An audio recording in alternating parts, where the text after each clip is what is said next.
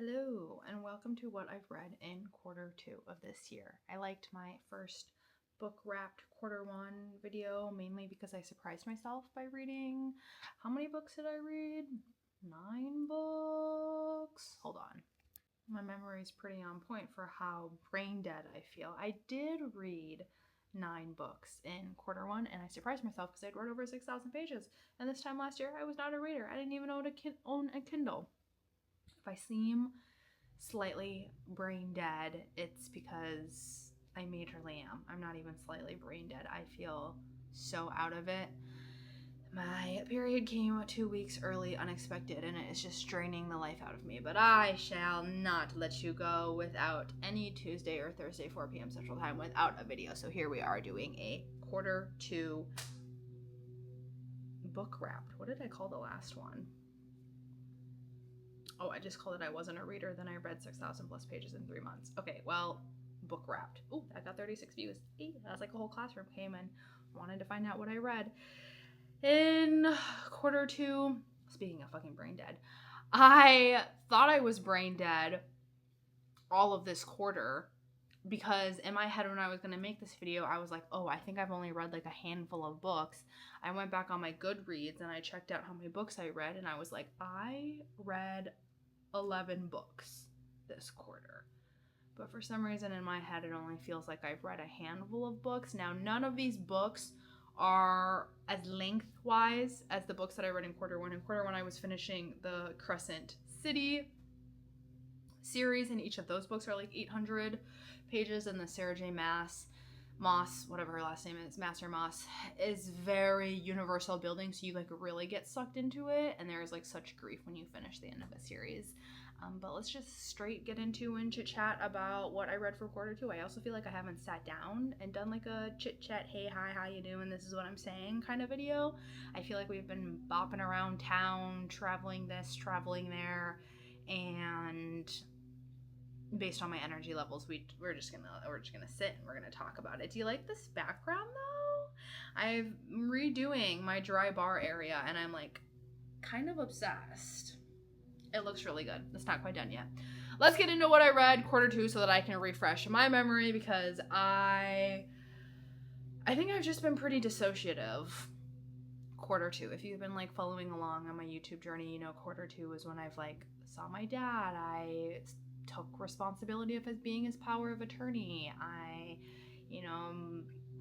have this legal obligation to fulfill like a fiduciary obligation on my dad's behalf. I'm gonna watch the language that I use for all of that, but based on the context of my life and the grief surge that's come up and overtaken me, I feel like I really haven't been here. And I feel like in some of my videos, I'm like, hello, am I even here? Like, am I in the room with us? It is what it is. So this is how I feel about reading. When I look back on my quarter two list, I started quarter two finishing the Crescent City series. Girl, couldn't tell you that. I mean, I know I finished the series, but book 2 and book 3, House of Sky and Breath and House of Flame and Shadow, I think they were pretty good. I think there were some emotional bottlenecks, meaning like some parts were hard to read. I remember the first 100 pages of Crescent City, the very first book, were incredibly hard to get through.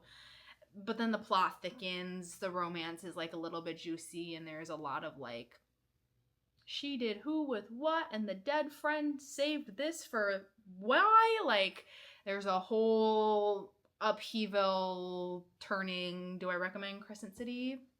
Overall, I'd give it a solid 7 out of 10. So I would recommend. I feel like anything above like a 5 or 6 out of 10, it's like, okay, I would recommend. But it's not like, oh my gosh, you have to read this series. And maybe that's also why I kind of don't remember it. Maybe that's why I really felt like I didn't read quarter two as well, because all of the books weren't as memorable. You know what I mean? Like after I read A Court of Thorns and Roses, I was like yelling from the hilltops, everybody needs to read this, especially A Court of Silver Flames. Like that was my everything. I guess I just didn't really feel that as much. But after I finished the Crescent City series, I got into a little bit of the short stories from Abby Jimenez. I read The Fall Risk and The Worst Wingman Ever. Can I tell you what went on in those books? Absolutely not. Does it say I read them on Goodreads, and do I have like a faint memory of reading these short romance stories? Why, yes. I think after the big Crescent City finale, well, it's not done yet. She's still going to come out with new ones, but what's released right now I was done with. After those 2 big 800-page books, I was like, okay, I just need something short, something sweet, something non-fantasy, no mythical creatures. I really like Abby Jimenez. She is actually a Minneapolis-based author. She does romance books and she does short stories, and I haven't really read a short story before, and I just picked up The Fall Risk and The Worst Wingman Ever. And then I read her book, The Friend Zone, which I feel like is one of her first trilogies. She has like a couple trilogies, and I think The Friend Zone is the first book in one of her first ever trilogies. I really liked that one. It was super cute. It was super fun. It was like a, hey, let's just be friends type vibe. But then, between like a guy and a girl, let's just be friends. Usually tumbleweeds into more. And I liked it. I like all of her books, even her little short stories. I don't remember what the short stories were. I liked it. Then I got into the Fourth Wing series. Oh my god, everyone was a hoot and hollering about, if you liked A Court of Thorn and Roses, and you liked Crescent City, and you liked Throne of Glass, like, not Iron Ring. Fourth Wing is like the book to read. It's got the romance, it's got the mythical action, and Fourth Wing was so good. Fourth Wing is the first book in the Empyrean series, and I also just saw it got picked up by Amazon, so they're making either like a TV show or a movie about it. I hope they do a TV show, because Amazon movies, is a big fat miss. Like, name me one good Prime movie. Exactly. And so Fourth Wing is about this girl, and she is going to train with a dragon. And not like How to Train Your Dragons, because it's like people get separated into different careers and professions. Are you going to go with the dragons? Are you going to go work in the library? Are you going to be like a healer? I think was one of the other ones. And she thought she was going in one direction, and really she's going with the dragons. And her sister was a dragon slayer, or not slayer. They work in tandem with dragons, and then like them and their dragon are like bonded for life. And they go and they fight in war. There's always got to be some type of war. They're always fighting someone in some fantasy land. So Fourth Wing was really good. It does have that like romance. I don't remember it being like steamy and hot like A Court of Thorn and Roses. That's like my baseline of fantasy romance books. But Fourth Wing was good. Fourth Wing was good. 10 out of 10 recommend. Especially the way it ends. You're like, who? What? Where? Fourth Wing, 10 out of 10 recommend. But here's where it gets a little bit sad. Iron Flame is the second book in the series, and then there's Onyx Storm. I did read both of them. In Iron Flame, there were, I would say, 2 chunks in the book that were, again, that emotional bottleneck. Emotional bottleneck is when you just kind of hit, this is my interpretation of it at least, and how I use the phrase. It's like you just hit like a dead end, and you're in a part of a story, and you're like, this is boring, what am I reading? And you just keep flipping through the pages, and you're like, what does this have to do? I've lost the action, I've lost that like drive and motivation to make me want to like flip to the next page. So hit a couple of those in Iron Flame, the second book, but the way that it ended, it was like, okay, it still ended on a little bit of a cliffhanger. I'm gonna get into Onyx Storm. I hated Onyx Storm. Did I finish the whole thing? Yes. There were many more emotional bottlenecks in Onyx Storm than there were Iron Flame. So a part of me was already, pissed off. I'm like, okay, I've already tried to fight through the second book. Now I'm on the third book. I'm not liking where the plot goes. There's more, standstill bottleneck points for me. And then the way it ended just made me mad. Of course, it ended on a cliffhanger. Am I going to read the next book that she comes out with? Of course. Of course. Like, I'm still going to read it, but I'm just upset with the plot and the way that the story took a turn. And because I'm not going to give any spoilers, it took a turn down a certain avenue that I just felt was stupid. Like, I don't know how else to say it. I am just not a fan of how Onyx Storm ended. So after that, I took that hiatus because I was just disappointed. I was like, Fourth Wing started off at like 10 out of 10 for me. Iron Flame hit a solid 5 out of 10. I was like, this is tough. Would I recommend this? I mean, you kind of have to, because the first book ends on such a cliffhanger. You're like, oh, you've got to read some of the second book, but then the plot and everything is like, bleh. And then Onyx Storm, 3 out of 10. It was not great, and it literally probably gets 3 out of 10 just because the ending is on such a good cliffhanger. You're like, wait, what? And I just don't like how certain characters in the third book are, how their transformational arc has taken place. Not a fan. So then I switched into a book called, this would be the 9th book that I read quarter 2, which is crazy. I can't believe I read 9 books last quarter. It's called Food Therapy. I think I've talked about it before. This is like so out of the fiction world. Now I'm getting into nonfiction, and it's about how can you use food as therapy? How can we see food, eliminate the words healthy, non-healthy, good or bad from food? How can you reform your relationship with food? I've shared this so many times, but I come from a background of restrictive eating my whole entire life, and when shit hit the fan in my life a couple of years ago, I couldn't upkeep restrictive eating. Restrictive eating kind of, I guess it was another form of restrictive eating. I don't know, man. I like lost all hunger cues and everything, and I couldn't sleep. And I picked up the book Food Therapy because I have never had a strong relationship to food, and the way that people view food around me is very much, it feels super transactional. Like, oh, if I eat this muffin, then I need to go on the treadmill for an extra 45 minutes. And I started to see that within the past year when I came back alive. And I was like, I don't want to live my life like that though. I don't want to be doing this tit and tally in my head where, oh, I eat a cupcake, now I need to go work out 3 extra hours. Or I can't have cake here because I didn't go on a walk today. Like, I'm like, I was losing capacity to hold that space in my life of tallying how much I could eat and how much I couldn't eat. And I was like, how can I better transform my relationship to food? Like, if I am having a craving for a cupcake, or, which I don't ever have, let's do a more realistic one. When I do have craving for ice cream, there we go. I wanted to understand, like, where is this craving coming from? What am I satisfying by eating this craving? How do I know if I am satisfying a nutritional need versus using food to cope with emotional stuff? And I really liked the book Food Therapy. It is nonfiction, and it talks a lot about how you can be a conscious alchemist, because every time you ingest, food or drink or whatever, your body does go through, for the most part, an unconscious process to transform whatever you've put inside your body. And so how can you add an element of consciousness into it when you do indulge in your cravings, or when you are eating? How can you stabilize your blood sugar? How can you eat to support yourself in challenging times? It's really about forming, for me, the book is about forming a relationship to food. And like I said, my relationship to food, it just felt very transactional. It didn't really feel like a relationship. And there's been a lot of shame. There's been a lot of guilt. My relationship to food has always been just negative and daunting and traumatic. And so by reading this book and he had a book club for it, and now I'm in this like 6-month program that he's doing called Embodied Nutrition. And it's all about, instead of listening to other people tell you what to eat and what diet to follow and what trends to hop on, how can you actually listen to your own body? So when these cravings do come up, what is your body telling you that it needs? When you do eat certain foods, how do you feel before you eat the food? How do you feel 4 hours after you eat the food?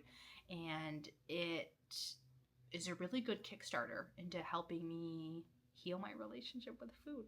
So it's quite heavy for me because I come from such a background of terrible, horrible place with food. And so I had to take lots of breaks throughout it. It took me 2 months to read it. It was only like a 250-page book maybe, and I could read that in a day, but the content and digesting it was quite intense for me. So I took a really long time to read that, and maybe that's what also factors into what makes me feel like I didn't read that much quarter 2, because it took me so long to read such a short book. But we're just gonna continue along. Every day is a new day to adding onto the relationship of food that I have. So that was Food Therapy. Then after I finished Food Therapy last month, I think I finished it last month. I got back into the Abby Jimenez series. So I read her book, The Friend Zone, earlier in the quarter, and then I finished the Happy Ever After playlist and Life's Too Short. I love these books. They made me feel like my heart was tingly, you know, those like cute little romance books. Abby Jimenez books are pretty short too. I could read them in 1 or 2 days. They're only like 350 pages. And both of these books just, you know, they made my heart tingle. They made me cry. They made me excited to like jump into the universe. Because I think after the whole Imperium Empire, that's the Fourth Wing series, I felt, and then the food therapy right after that, I felt a little bit discouraged. Reading almost at that point felt like I'm just trying to claw my way through, not like I can't take my claws off the book. You know, the certain books you get into and you're like, I'm so excited to carve time out of my day to like sit and read. And the Happy Ever After playlist and Life's Too Short helped me get back into it. They're so cute. They're just like, you know, the different romance tropes where it's like guy meets girl, guy loves girl, girl is apprehensive, they get together, they break up, they're back together, but not in like a toxic way, just like a life takes them in one direction and then life pulls them back together. It was so cute. I love crying. I love like happy crying in books. I love feeling like butterflies in my heart. I'm like, is my heart cracking open to happiness? Is my heart feeling joy and romance that it hasn't experienced in my waking life in years? Why, yes, all of that and beyond. So those are all the books that I read in quarter 2. I'd love to hear if you do reading, what you loved reading this quarter. I still have a little bit of corporatism embedded in me where I do think about the year in quarters, and it's fun to just look back and be like, damn, I read 11 books this quarter, even though it felt like I only read 2 or 3, and I read over another 5,000 pages. That means to date, I've read over 10,000 pages. Girl, that's crazy! That's crazy, because this time last year, I didn't even own a Kindle. I wasn't reading for fun. I've never read for fun in my life. Honestly, up until A Court of Thorn and Roses, I don't think I ever read a book. I'm gonna be so straight up. I used Spark Notes my whole entire life. I never enjoyed reading. I was always watching TV and YouTube. And now I'm a little bit of a reader, and I love it. And I don't have a next book to read. My cousin recommended me The Love Hypothesis, but I think I need a little bit of a break from a romance book. I think I need something funny. I feel like I just need something raunchy, funny, maybe people like in their late 20s just living life, sans romantic partner, because my heart can only take so much romance. It makes me feel very flustered. As someone who hasn't experienced romance in like 6 years. So let me know if you have any recommendations for things that you read that made you actually laugh out loud, and then you get to like crawl into this universe of the book and just enjoy. I had chat do a little, you know, reading wrapped scenario like I did last time to talk about themes. And quarter 1 theme was the emotional, devastating, but hopeful core, which I laughed so hard at. I thought that was hilarious. This is my sock. I took my sock off. And quarter 2, I put in all my books, and it says the theme that it's coming up with is connection is worth the risk core. Because it says every major storyline revolves around people deciding whether to stay isolated or to let someone in. I'm like, hello? Are you actually coming at my life right now? Is what I'm reading a theme for my own personal life? Healing through connection, learning to trust again, vulnerability is a superpower, opening the door anyway, core. How do I feel about letting people in and being vulnerable and connecting with others? I just feel dead. I feel absolutely and honestly like dead on the inside, and I think it's hard to connect with people when you feel dead. Maybe, I don't know, but then see, in my book, like especially the Happy Ever After playlist, the main girl was in a place of grieving and a place of isolation, and I think that's why I was crying so hard in that book, because I was like seeing me, like I've been grieving really hard and I've been in deep isolation, and yet she was able to find someone, you know, through this fictional world. A dog jumps through her car. I don't want any of that now, nothing crazy like that now, but it kind of pulled her back into life, and I don't know what's gonna pull me back into life. Until then, we just live another day. So I I've read 10,000 pages year to date. It's pretty awesome. It doesn't feel like it. I'm feeling extremely dead on the inside and fighting for joy, fighting to find ways, things to look forward to. I think doing my twice a week videos is like a, hey, anchor in, talk about something, find some joy, express something, allow people to see me. For me, practice sharing my story, practice letting people in, which is like the theme for quarter 2. This is touching. But I also don't really feel that on YouTube yet because I don't really get a lot of comments and I don't really get a lot of views, so it feels pretty like into an abyss for now. But it just is. It is what it is. Life is lifing. Okay, that's all I read for quarter 2. This video is a little bit more... I've been a little bit dead. I don't know how else to say it. I feel like I've been dead for a really long time. And now I'm just... Because I've been eating more balancing foods, I can actually feel what I'm feeling. And now I'm like, oh yeah, I'm feeling slightly dead on the inside. It's okay. We all go through things in life. And hey, maybe after you feel dead on the inside for the first time in your life, maybe that's when the second part of your life really begins. Who knows? I'll see you in next week's videos. No promises I'll be more alive, but we're here, we're breathing. We'll see another day. God willing. Let me know what you're reading, if you're into reading. Let me know if you have any recommendations. I just want to laugh. I want to find joy. Let's bring some aliveness into the dead that I feel inside. Okay, thanks for watching. See you in the next one. Bye.